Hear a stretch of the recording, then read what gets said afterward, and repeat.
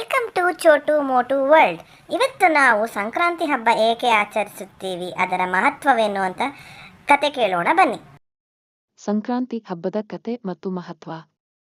ಸಂಕ್ರಾಂತಿ ಹಬ್ಬವು ಪ್ರಕೃತಿ ಮತ್ತು ಕೃಷಿ ಆಧಾರಿತ ಹಬ್ಬವಾಗಿದ್ದು, ಸೂರ್ಯ ದೇವರ ಮಕರ ರಾಶಿಗೆ ಪ್ರವೇಶವನ್ನು ಆಚರಿಸಲು ಸಂಭ್ರಮಿಸುತ್ತಾರೆ.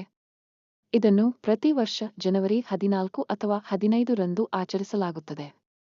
ಈ ಹಬ್ಬವು ರೈತರ ಜೀವನದಲ್ಲಿ ವಿಶೇಷ ಸ್ಥಾನವನ್ನು ಹೊಂದಿದೆ, ಏಕೆಂದರೆ ಈ ಸಮಯದಲ್ಲಿ ಹೊಸ ಬೆಳೆಗಳನ್ನು ದೇವರ ಮುಂದೆ ಅರ್ಪಿಸುತ್ತಾರೆ.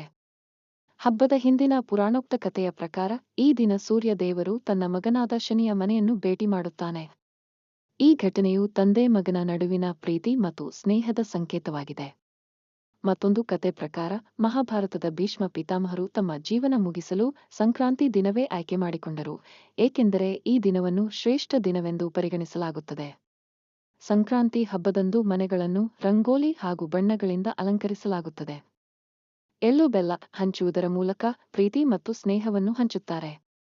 ಹಸುಗಳನ್ನು ಅಲಂಕರಿಸಿ ಕಿಚ್ಚು ಹಾಯಿಸುವ ಸಂಪ್ರದಾಯ ಹಳ್ಳಿಗಳಲ್ಲಿ ವಿಶೇಷ ಆಕರ್ಷಣೆ.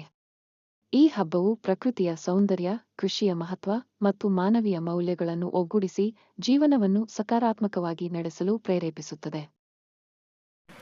ನಿಮಗೆ ನಮ್ಮ ಚಾನಲ್ ಇಷ್ಟವಾದಲ್ಲಿ ಲೈಕ್, ಶೇರ್, ಸಬ್ಸ್ಕ್ರೈಬ್ ಮಾಡಲು ಮರೆಯಬೇಡಿ.